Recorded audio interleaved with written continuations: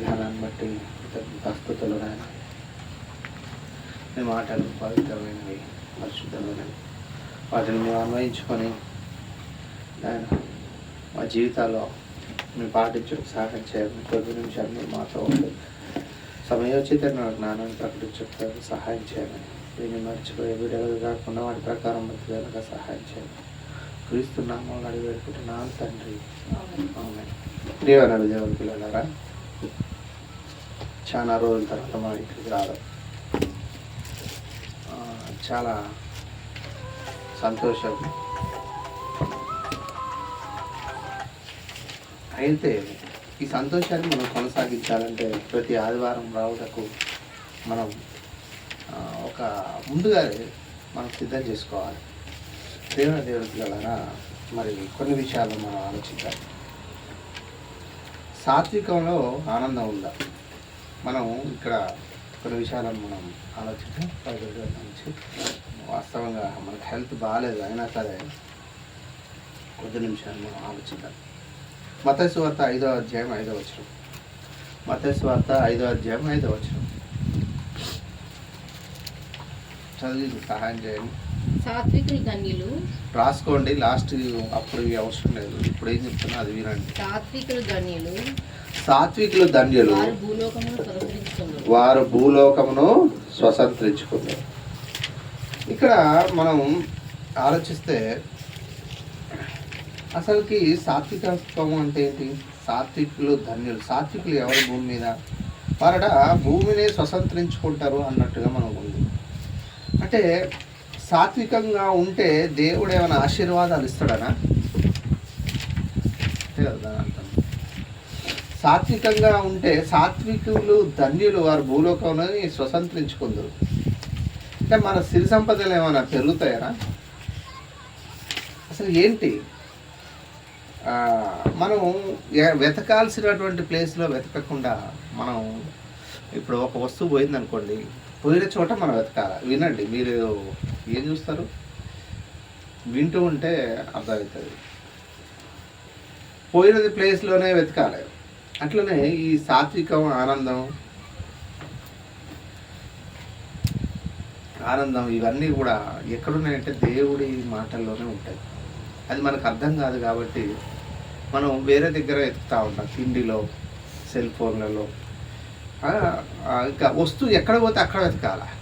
మరి ఆనందం అనేది ఎక్కడుంది అంటే సాత్వికులు ధన్యులు, వారు భూలోకంలో స్వతంత్రించుకుంటారు. ఒకతనట పాత ఇనప కొట్టు సామాన్లు పెట్టినట, ఎన్నో సంవత్సరాల నుంచి వ్యాపారం చేస్తుంది. అనుకోకుండా అతడు ఆ ఇనప కొట్టు సామాను ఉన్న ప్లేసుకి కింద తవ్వితే నూనె బావులు బయటపడాయట. అంటే పెట్రోలియం. అది వాడు అదృష్టం.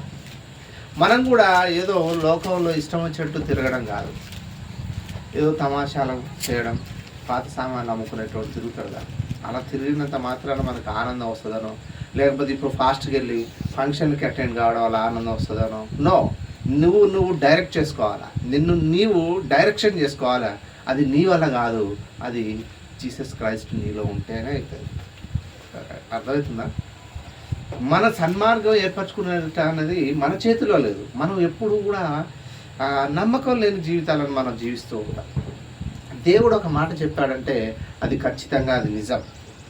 అందుకనే ఆయన ఒక ప్రసంగంలో ఏమంటాడంటే, మత్తయి సువార్త 7వ అధ్యాయము 28, 29 చివరి మాట చదవండి. మత్తయి సువార్త 7వ అధ్యాయము 28, 29 వచనాన్ని మనం చూడగలిగితే, మత్తయి సువార్త 7వ అధ్యాయం 28, 29 జనసమూహములు తీసిరా వస్త్రములను 28, 29 మత్తయి సువార్త 7వ అధ్యాయం 28, 29 జనసమూహములు వానకురిసెను ఏసి మాటలు చెప్పి ముగించినప్పుడు ఇక్కడ బాగా జనసమూహములు ఆయన బోధకు ఆశ్చర్యపడుచుండురి. ఏలైనగా ఆయన వారి శాస్త్రవలే కాక మరి బోధించు. Listen my words. ఇప్పుడు చూడండి, ఇప్పుడు నేను ఆయనంట మత్తయి సువార్త ముందు చెప్పిండుగా, హృదయ శుద్ధి గలవారు ధన్యులు, సాత్వికులు ధన్యులు, అవన్నీ చెప్పిన తర్వాత జనసమూహాలు ఏమనుకున్నారంటే ఆయన బోధకు ఆశ్చర్యపడిరట. అసలు ఆశ్చర్యం ఏంటి? ఇప్పుడు మీ సార్ పాఠం చెప్తే ఎప్పుడైనా ఆశ్చర్యం వస్తుందా మీకు? రాదు. ఎందుకంటే అందులో నిజమెంతో అబద్ధం ఎంతనో కొన్ని సంగతులు తెలియవు. మనం ల్యాబ్కి వెళ్ళిపోయి పరీక్షించాలి. అయితే జనసమూహాలు ఆయన యొక్క మాటలకి ఆశ్చర్యపడిపోయి అధికారం, శాస్త్రానికి ఉన్నటువంటి ఈరోజు పట్టేందో తెలుసా అధికారం. శాస్త్రం ఒకటి చెప్పిందంటే ల్యాబొరేటరీ పోయినాక నువ్వు అది చేస్తే అది రియల్ అవుతుంది. జలపాతం ఇలా పడిపోతుంది.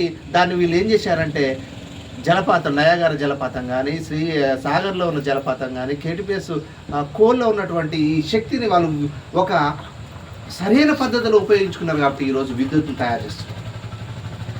అంటే ఆయన మాటల్లో ఎంత శాస్త్రీయత ఉంది, ఎంత అధికారం ఉందనేది మనం ఆలోచించాలి. అంటే అదుపు లేని దానిని అదుపు చేసి ఈరోజు ఎలక్ట్రిసిటీని ప్రొడ్యూస్ చేస్తున్నారు. అంతే కదా, వాళ్ళని అడగండి. ఎలక్ట్రిసిటీ అంటే ఏంది? నథింగ్ బట్ అదుపు లేని దాన్ని అదుపు చేయడమే ఎలక్ట్రిసిటీ. నథింగ్ బట్ స్వేచ్ఛ electron, the flow of electron in the order motion is called electricity. ఆర్డర్లో పంపిస్తే ఎలక్ట్రాన్స్ని ప్రొడ్యూస్ అయ్యేదే ఎలక్ట్రిసిటీ. అట్లనే ఇక్కడ ఆయన మాటలట అవన్నీ విన్న తర్వాత జనసమూహాలు చాలా ఆశ్చర్యపడి ఏంటి ఈ బోధ ఏంటి, ఈ మాటలేంటి, ఏదైనా కానీ వారి శాస్త్రం వల్లే కాక శాస్త్రులే అధికారంతో చెప్పాలి.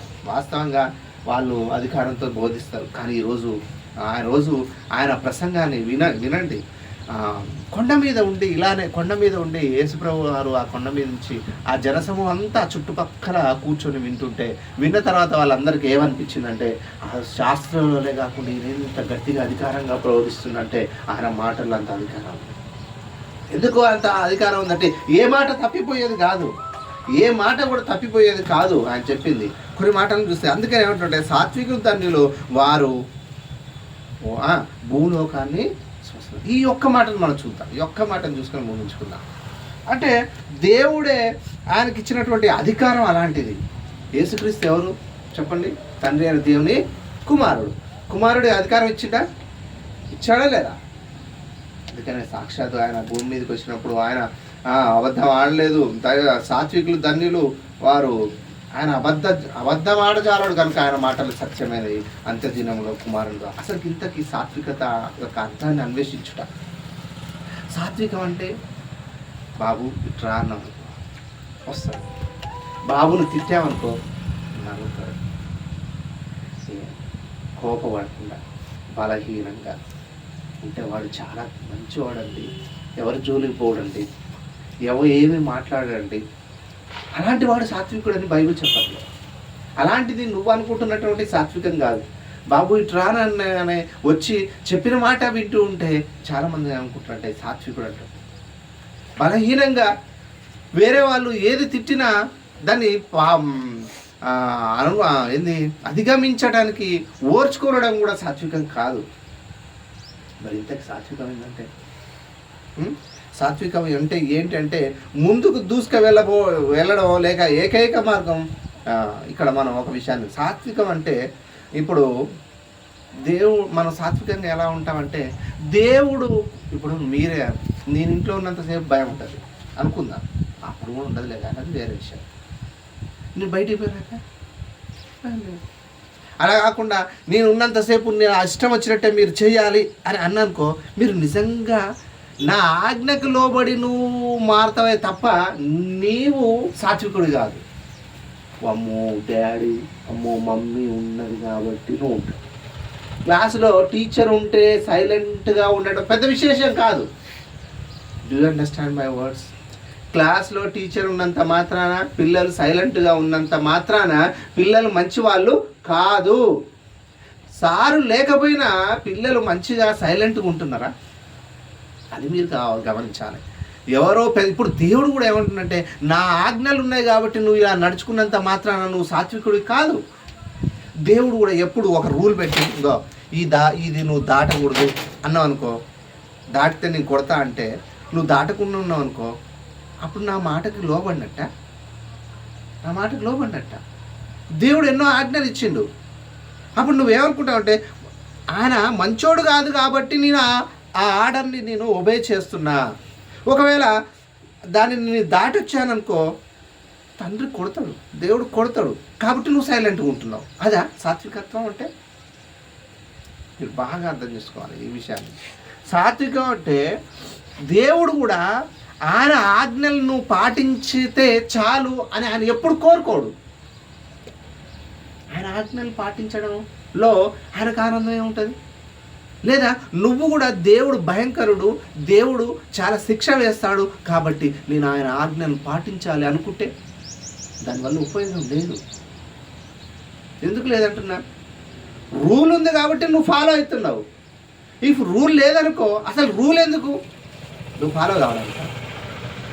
అందుకనే సాత్వికం గురించి కొన్ని నిమిషాలు. అందుకనే ఏమంటున్నంటే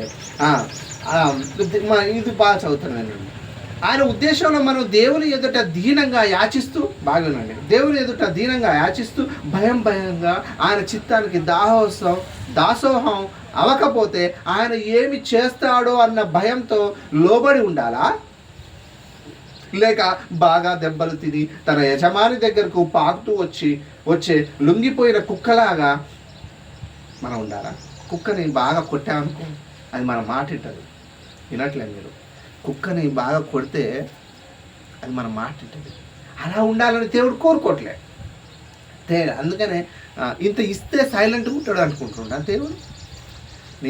నీ సంపాదనలో ఇంత ఇస్తే దేవుడు మెచ్చుకుంటాడన్న ఉద్దేశంతో నేను ఇవ్వడం కాదు, అసలు నువ్వేంటో అనేది తెలుసుకోవాలి. అందుకని ఇక్కడ ఏమంటాడంటే, దేవుని పిల్లల సాత్వికం అంటే క్రీస్తు కోరుకున్నాడు. సాత్వికం అంటే ఏంటంటే మీకు సింపుల్గా అర్థం కావడానికి, ఇప్పుడు ఒక గుర్రం ఉందనుకో, బాగా వినండి. సాత్వికం అంటే గుర్రం, అది అడవిలో ఉన్నప్పుడు వినట్లేదు, మీరు నా ముఖాన్ని చూడలేకపోతున్నారంటే మరి మీకు ఎవరు చెప్తే అర్థం? ఇక్కడికి వచ్చిన తర్వాత తండ్రి దేవుడి మాటలు. గుర్రం ఉందనుకో, అది అడవిలో ఉండే గుర్రాన్ని తీసుకొచ్చి నువ్వు జస్ట్ ఎట్లా పడితే దాన్ని అట్లా కంట్రోల్ చేయలేవు. దానికి నువ్వేం చేయాలంటే ట్రైనింగ్ ఇవ్వాలి. దాని శక్తి చాలా అధికంగా ఉంటుంది. ఒక కుక్కని ప్రారంభంలో పెంచేటప్పుడు దాన్ని నువ్వు ఎలా పెంచుతావు? దాని ట్రైనింగ్ అంటే అదుపు లేని గుర్రం ఉంది, అదుపు చేయబడిన గుర్రం. ఇప్పుడు గుర్రాల స్వారీ ఉంటుంది తెలుసా? గుర్రాల రన్నింగ్ రేస్ ఉంటుందా? దాన్ని ఏమంటారు? Horse riding. Yes, horse riding చేయాలంటే గుర్రాన్ని నువ్వేం చేయాలంటే స్వాధీనం చేసుకోవాలి. అందుకని ఏమంటుందంటే దానికి ఒక కళ్ళెం పెట్టాలి. కళ్ళెం పెడితే, నువ్వు కళ్ళెం అంటే తెలుసా? ఇలా లాగుతున్నప్పుడు దాని ముక్కులోంచి తీసి ఇట్లా వెనకకు ఉంటుంది తెలుసా? దాన్ని ఇప్పుడు నువ్వు కంట్రోల్ చేస్తూ ఉంటేనే అది పోతూ ఉంటుంది ఈజీ. అంతెందుకు కారు కూడా అంతే కదా, నువ్వు కంట్రోల్ చేస్తుంటే అది వెళ్తుంది. దానికి అధికమైన శక్తి ఉంటుంది, సుమారు 1405 cc. దాన్ని నువ్వు ఎలా కంట్రోల్ చేస్తున్నావో, ఒక గుర్రాన్ని ఎలా కంట్రోల్ చేస్తున్నావో, ఒక కుక్కని ఎలా కంట్రోల్ చేసి నీ స్వాధీనంలో పెట్టుకుంటావో, నేను కూడా దేవుడు మన పట్ల ఏం చేయాలనుకుంటున్నంటే నీ ఎమోషన్ని, నీ కోపాన్ని, నీ మంచితనాన్ని, నీ కృపని నువ్వు కంట్రోల్ చేసుకోవాలి. దట్ ఈస్ కాల్డ్ సాత్వికం. అర్థమవుతుందా? బాగా కోపం వచ్చింది నాకు, నేను తిట్టాను. కోపాన్ని కంట్రోల్ చేసుకోలేకపోవడం సాత్వికం కాదు. కోపాన్ని కంట్రోల్ చేసుకోవడం సాత్వికత్వం. నువ్వు కొట్టగలవు, నువ్వు తిట్టగలవు, నువ్వు ఏదైనా చేయగలుగుతావు ఎదుటి వారిని. స్కూల్లో ఉన్నప్పుడు లేని డిసిప్లిన్ ఇంటి దగ్గరకు వచ్చినప్పుడు ఉంటుంది అనుకుంటే అది వేస్ట్. ఇంట్లో లేని డిసిప్లిన్ స్కూల్లో ఉంటుంది అనుకుంటే అది వేస్ట్. అది ఉండదు. ఖచ్చితంగా స్పష్టంగా వాక్యం ఏం చెప్తుందంటే, కీర్తనల గ్రంథము, ఇంకా మీరు ఎక్కడ అంటే కీర్తనల గ్రంథం కాకుండా దాన్ని మనం అన్వయించుకోవాలి. ఇక్కడ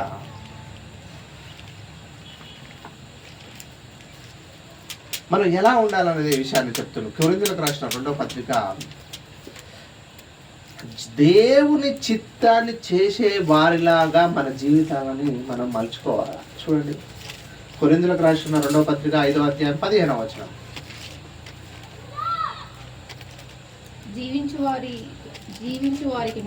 జీవించు అంటే ఇప్పుడు మనం కొత్తగా జీవించాలనుకుంటున్నాం కాబట్టి ఆ జీవించు వారికి మీదట తమ కొరకు కాక తమ నిమిత్తము మృతి పొంది తిరిగి లేచిన వాని కొరకే జీవించుటకు ఆయన అందరి కొరకు అంటే జీవించేటువంటి మనకి జీవించు వారిక మీదట తమ కొరకు కాదు. అప్పుడు దేవుడి గురించి తెలియనప్పుడు నువ్వు ఎలా బ్రతికావు, దేవుని గురించి తెలిసినాక నువ్వు ఎలా కంట్రోల్ చేసుకుంటున్నావు నీ మనసుని. ఇక మీదట నువ్వు కాదు జీవించేది, నువ్వు కాదు. ఎందుకంటే ఒకసారి యేసుక్రీస్తు తిరిగి లేచి మృతి పొంది తిరిగి లేచిన వాని కొరకు జీవించుటకు ఆయన అయితే ఎలా అయితే జీవించాడో నువ్వు కూడా అలా జీవించాలి. దాన్ని నేను ఏమంటుందంటే బైబుల్ న్యూ లైఫ్, నూతన జీవం, మారు మనసు, నువ్వు తిరిగి జన్మించిన అనుభవం నీకుందా. నికోదేము అనే ఒక ఆయన ఉండు, నైట్ పూట వచ్చి అయ్యా పరలోక రాజ్యంలో ప్రవేశించడానికి నేనేం చేయాలంటే, నికోదేము అని ఒకటి ఉంటే అప్పుడు యేసుక్రీస్తుడే అంటాడు నీవు తిరిగి జన్మించాలంట. నువ్వు తిరిగి అతనికి అర్థం కాదు. ముసలివాడనైనా నేను తల్లి గర్భం నుంచి మళ్ళీ ఎలా జన్మిస్తాను? ఒకడు నీటి మూలంగా కానీ ఒకడు ఆత్మ మూలంగా కానీ జన్మించితే కానీ పరలోక రాజ్యంలోకి ప్రవేశించడని నిశ్చయముగా నీతో చెప్తున్నాను అంటాడు. అంటే రీబర్త్ ఎట్లా జరుగుతుందంటే నీ ఆలోచనలు. నువ్వు అంతకుముందు ఏం చేశావు, దేవుని నమ్మకున్నప్పుడు ఎంతమందితో నువ్వు ఎలా మాట్లాడావు, ఎంతమందిని చంపావు, ఎంతమందితో ఎలా ప్రవర్తించావు, నీ ఇష్టానుసారంగా నీ జీవితాన్ని అన్వయించుకున్నావు. కానీ ఇప్పుడు ఏమంటుందంటే నీ ఇష్టం కాదు నాయన, నీకున్న ఈ శక్తిని దేవుడి ఆజ్ఞల ప్రకారం జీవించమని శాసించట్లేదు. అలా ఉంటే నీకే మేలు జరుగుతుందని దేవుడు చెప్తున్నాడు. ఇక్కడ ఏదో రూల్స్ పెట్టి దేవుడు నిన్ను రావాలని కోరుకోవట్లేదు. అలా రూల్ పెట్టిన నిన్ను దేవుడు యాక్సెప్ట్ చేయడు. అరే రూల్ ఉంది కాబట్టి నువ్వు వచ్చావు. అందుకనే దేవుడు మనిషిని ఎలా చేశాడు తెలుసా? అక్కడ చెట్టు పండుంది, ఆదాము అవ్వకి చెప్పాడు నాయన తినొద్దని, కానీ తినడానికి కూడా అవకాశం ఇచ్చాడు. ఈరోజు నువ్వు దేవుడి మాటలు వింటావా, ఇట్టించి వెనక్కి తిరిగి వెళ్ళిపోతావా, అది నీ ఇష్టం. ఈరోజు దేవుడి కార్యక్రమాలకు నువ్వు ఏదైనా సహకరిస్తావా, సహకరించావా, అది నీ ఇష్టం. నువ్వు మంచిగా జీవిస్తావా, జీవించావా, నీ ఇష్టం. అఘాయిత్యాలు చేస్తావా. ఒక వ్యక్తి మొన్న ఒకడు వాడు అంతకుముందే ఒక చిన్న అమ్మాయిని రేప్ చేసి 14 సంవత్సరాలు జైలు శిక్ష పడిన తర్వాత వాడిది ఏదో మార్పు జరిగిందని వదిలిపెట్టిన తర్వాత మళ్ళీ దారిలో వెళ్తూ కుంభమేళకు వెళ్తూ మరొక కూతుర్ని అన్యాయం చేస్తున్నాడు. అది నీ ఇష్టం, నీ ఇష్టం, నీ ఇష్టం. నీ స్వేచ్ఛగా బ్రతుకుతావా, బ్రతుకు. అన్యాయంగా బ్రతుకుతావా, బ్రతుకు. వేరే వాళ్ళతో అనవసరంగా మాట్లాడి బ్రతుకుతావా, బ్రతుకు. అది ఎందుకంటే దేవుడు god created mans as a independent, not dependent. ఒక రోబోలాగా మనం తయారు చేయలేము. నువ్వు ఎదుటి వ్యక్తితో మంచి మాట్లాడతావా, మాట్లాడు. చెడు మాట్లాడడానికి అవకాశం ఉంది, మంచి మాట్లాడడానికి రెండింటికి అవకాశం ఇచ్చింది తెలుసా దేవుడు. అంటే నిన్ను ఒక స్వతంత్రుడుగా చేశాడు. అది నీ ఇష్టం. అందుకని దేవుడు ఇక్కడ ఏం చెప్తున్నట్టే సాత్వికం అంటే ఏంటో తెలుసా? గలతీయులకు రాసిన పత్రిక 5వ అధ్యాయం 22వ వచనం. గలతీయులకు రాసిన పత్రిక 5వ అధ్యాయం 22వ వచనం ఎప్పుడు మనకు గుర్తుంటుంది. చదువునాను, ముగించుకున్నాను. 5:22 సాత్వికం అంటే ఇలా రాసింది ఆయన. గలతీ 5:22 చదువు. ఆత్మఫలమేమనగా అది రావట్లేదు. అయితే ఆత్మఫలాలు ఏమనగా ఆత్మఫలాలు ఏదనగా ప్రేమ, సంతోషం, సమాధానం, దీర్ఘశాంతం, దయాలత్వము, మంచితనం, విశ్వాసం, సాత్వికము. చూసిరమ్మా, సాత్వికం ఇవ్వండి ఆత్మఫలమేనగా. నీలో దేవుడి ఆత్మ నడిపింపులో ఉంటే, పరిశుద్ధాత్మ నీకు సహాయం చేస్తుంటే తల్లిదండ్రులతో ఎలా మాట్లాడాలన్న విషయం నీకు పరిశుద్ధాత్మను నేర్పుతాడు. నీకు నేర్పుతాడు, నాకు నేర్పుతాడు. ఈరోజు ఎదుటి వారిని పట్టించుకోకుండా నువ్వు వెళ్ళిపోతున్నావా, పట్టించుకొని వెళ్తున్నావా? ఎదుటి వాడి బాధ నీ బాధ కాదా? అందుకని ఏమంటున్నంటే సాత్వికము, ఆత్మఫలాలు. నువ్వు దేవుడికి అవకాశం ఇవ్వట్లేదు. నేనేదో నా తెలివితోని, నేనేదో నా డిగ్రీతోని, నేనేదో నా సంపాదనతోనే నేను బ్రతుకుతున్నాను అనుకుంటే నువ్వు తప్పు చేస్తున్నావు మిత్రమా, తప్పు చేస్తున్నావు. దేవుడి సహాయం లేకుండా నువ్వు బ్రతికితే, దేవుడు ఆత్మ నీలో లేకుండా బ్రతికితే నువ్వు ఎలా బ్రతుకుతావు అనేది నీకు తెలియదు.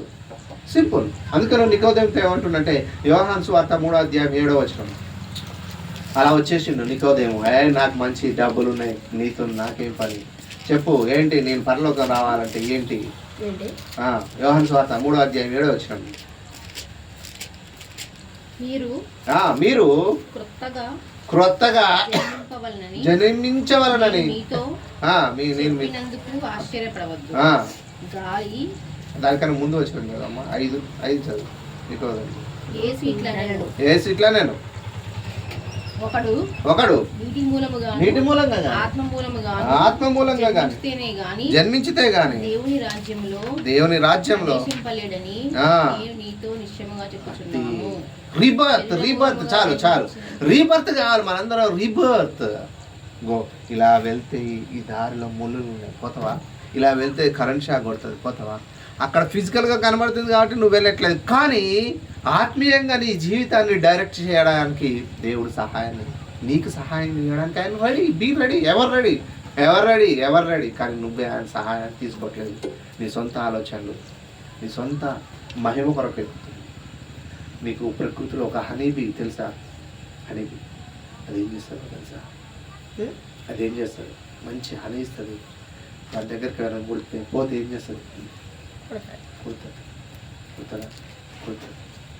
కానీ దాని స్ట్రింగ్ అయితే ఎప్పుడైతే మనలోకి దించుతుందో, దాని స్ట్రింగ్ ఎప్పుడైతే మనిషి శరీరంలోకి దించుతుందో, ఆ స్ట్రింగ్ ఇరిగిపోయిన తర్వాత ఏ హనీ బీ అయితే స్ట్రింగ్ మనలోకి దించిందో ఆ హనీ బీ చచ్చిపోయింది.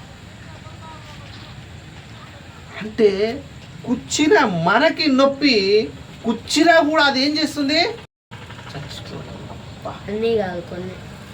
దాంట్లో మేలు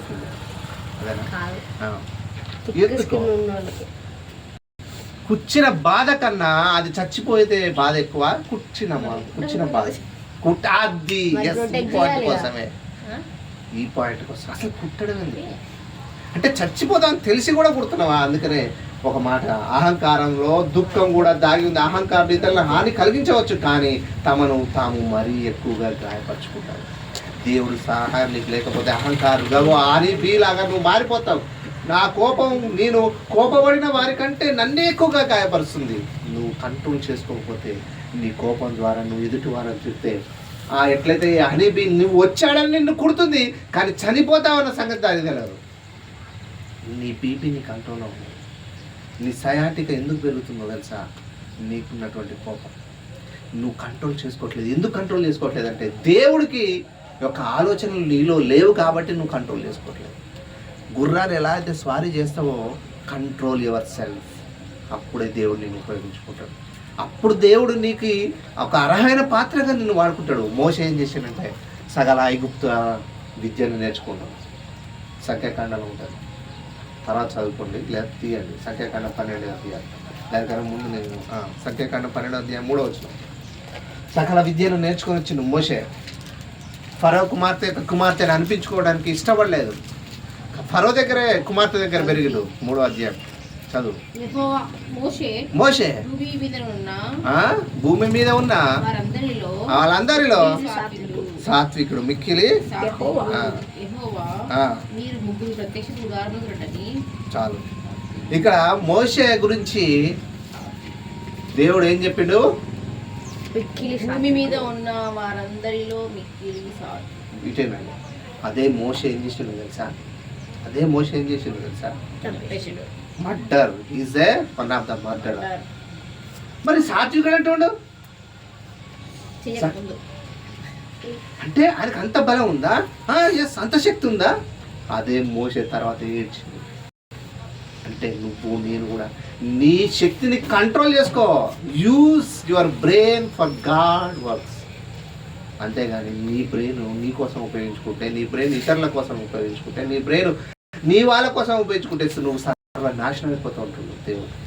అంటే మోషే ఒకప్పుడు ఇసుకలో పాతి పెట్టినటువంటి అంత శక్తి ఉన్న మోషే చివరికి సాత్వికుడు అని దేవుడి ద్వారా ఎందుకు అంత మంచి ఉన్నతి స్థితి పొందాడంటే మోషే దేవుడు చెప్పిన ప్రతి మాట వినడం కాదు, అది నిజమని గ్రహించి పాటించిండు. అందుకనే ఎట్లయితే ఆ హనీబీ కుట్టి చచ్చిపోతుంది, అసలు కుట్టకుండా ఉంటే బాగుంటుందిగా. ఒకసారి నన్ను ఒక తేనెటీగ కుట్టింది, దాని ముళ్ళు నన్ను గాయపరిచింది, కానీ అది దాని చావుకి కారణం. నువ్వు కూడా ఎంతో మందితో నీ మాటలతో వాళ్ళు హింసిస్తున్నావా?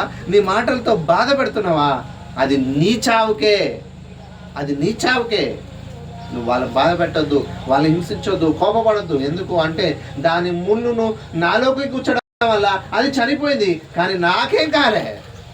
నువ్వు కోపపడడం వల్ల లేదా నీ శక్తిని కంట్రోల్ చేయకపోవడం వల్ల, అదేవిధంగా నేను కోపంతో ఒకరి మీద విరుచుకపడవచ్చు, కానీ ఆ తేనెటీగ వలె మరింత గాయపడింది నేనే. సాత్వికులు ధన్యులు భూలోకాన్ని స్వతంత్రించుకుంటారంటే మన దుర్గుణాలను ఆకర్షణీయంగా చేస్తున్నాం, సుగుణాలను అణిచివేస్తున్నాం, మృదుత్వాన్ని, మంచి నడవడిని, నైతిక విషయాలను మనం చిన్న చూపు చూస్తూ మూర్ఖత్వం, అనాగరికత, దుర్గుణాలను పెంచి పోషిస్తున్నాం. పంటికి పన్ను, కంటికి కన్ను, బలవంతుడిదే రాజ్యం అనే అనాగరిక యుగం వైపు వెళ్తున్నాం. కర్ర ఉన్నవాడిదే గొర్రె అనే తత్వం వైపు మలుతున్నాం. మనం తెలివితేటలే సంపన్నులమయ్యే, కానీ జ్ఞానంలో పేదలం. ఈరోజు జ్ఞానం అని విర్రవీగుతున్నాం, కానీ ఆత్మీయ జ్ఞానం ఒకడికుందా? అరే ఇది చేస్తే ఎదుటి వాడికి సహించుకోలేడు. అందుకనే బైబిల్ ఏమంటుందంటే, నిన్ను వల్ల నీ పొరుగు అని నిన్ను నీకు తిరిగితే అది ఎప్పటికీ మర్చిపోవాలి, జీవితకాలం మర్చిపోలేవు. సాత్వికం అనగానే మృదుత్వం ఒక్కటే కాదు, మిగతా ఇది ఇంకా చాలా ఉంది. ఈ పాఠం రానున్న రోజుల్లో మనం చాలా మంచి ఈరోజు ఎక్కడ కూడా సాత్వికం. అందుకనే ఒక ఆయన ఒక మాట చెప్పింది, అది ఒక్కటి చూసుకుందాం, చాలా బాగుంటుంది. ఇంట్లో గొడవలు ఎలా ఉంటాయంటే, ఒక ఆయన ఒక మాట చెప్పింది, ప్రతి ఆదివారం మాంసం కూర తెస్తారు కదా, అట్లే వారిది మాంసం కూర లాంటి సంసారం అంట. ఏంటిది? వారిదట మాంసం కూర లాంటి సంసారం, వారి సమస్యకు లేదు పరిష్కారం. భార్య నిరంతరం కోస్తూనే ఉంటుందట, భర్త నిరంతరం ఉడుకుతూనే ఉంటాడు. ఇంకా వారి మధ్య సాత్వికం ఉంటుంది. భార్య నిరంతరం కోస్తూనే ఉంటుంది మాంసం, భర్త ఏంటంటే నిరంతరం ఉడుకుతూనే ఉంటాడు.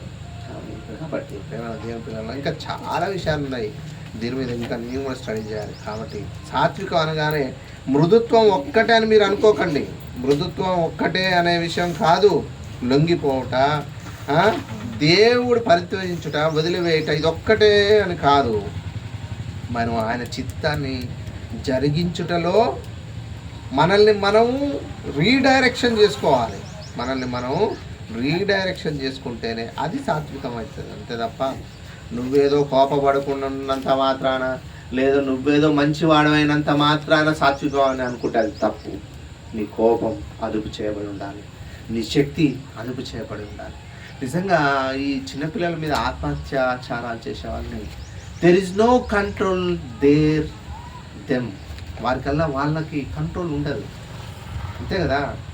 ఇప్పుడు ఎందుకు నువ్వు అలా మాట్లాడుతున్నావు అంటే, మనల్ని మనం కంట్రోల్ చేసుకోలేకపోతే, అయితే చేసుకోలేం. నిజంగా వినండి, ఇది ఒక్క మాట, మనల్ని మనం కంట్రోల్ చేసుకోలేం. మరి ఎప్పుడు కంట్రోల్ చేసుకుంటాం అంటే, దేవుని ఆత్మ, పరిశుద్ధ ఆత్మ, ఈ వాక్యమే నిన్ను కంట్రోల్ చేయాలి. అట్లని ఇది ఆజ్ఞని నువ్వు కంట్రోల్ కాకూడదు. నీ ఎమోషన్స్ని, నీ యొక్క స్థితిని దేవుడి చిత్తాన్ని జరిగించడంలో నువ్వు కంట్రోల్ చేసుకోవాలి. అప్పుడు దేవుడిని నువ్వు ఉపయోగించుకుంటాడు. Yes, very good, come on my dear sir, మీకు ఏది ఇస్తానో అది. కాబట్టి మీ జీవితాలలో, నా జీవితాల్లో మీరు ఎక్కడికి వెళ్ళినా, స్కూల్కి వెళ్ళినా, ఆఫీస్కి వెళ్ళినా, ఇతరులతో మాట్లాడుతున్నా, అతడి హృదయంలో ఏముందో ఆలోచించి నువ్వు మాట్లాడాలి. కోపపడకూడదు. కోపానికి చాలా కారణాలు ఉన్నాయి. సాత్వికంగా ఉంటే భూలోకాన్ని, దాని పదార్థాన్ని నువ్వు స్వతంత్రించుకుంటావు. నీకు అన్నీ దేవుడు ఇస్తాడు. ఏది లేకుండా నువ్వు చేయడు, అనాథగా చేయడు. అందుకని ఏమంటారంటే, మాట్లాడే ముందు ఆలోచించి మాట్లాడు. Control your self. అలా ఉండాలని కోరుకుంటే ఇంకా చాలా విషయాలు ఉన్నాయి. మిగతా వారం నేర్చుకుందాం. కళ్ళు మూసుకొని ప్రార్థన చేసుకుందాం. తదుపరి కార్యక్రమం శాంతి చేస్తాం. మహోన్నతుడ, పరిశుద్ధుడ, ప్రేమ పర్లకు తండ్రి, నాయన, సాత్వికులు ధన్యులు, ఎలా ధన్యులు, ఇంకా చాలా విషయాలు మాకు నేర్పించవలసిన కోర్చు. ఈ చిన్న మాటలు ఇచ్చిన దాన్ని బట్టి అందరాన్ని కృతజ్ఞతాస్తుతులు చెల్లిస్తాం. మరి కొన్ని మాటలకు వచ్చే వారం కూడా ఈ విధంగా వచ్చాము అని తీసుకురావటకు సహాయం చేయాలి. క్రీస్తున్నాం అలాగే వేడుకుంటున్నాను తండ్రి. వచ్చే దర్శనాలు. You should speak English, okay? And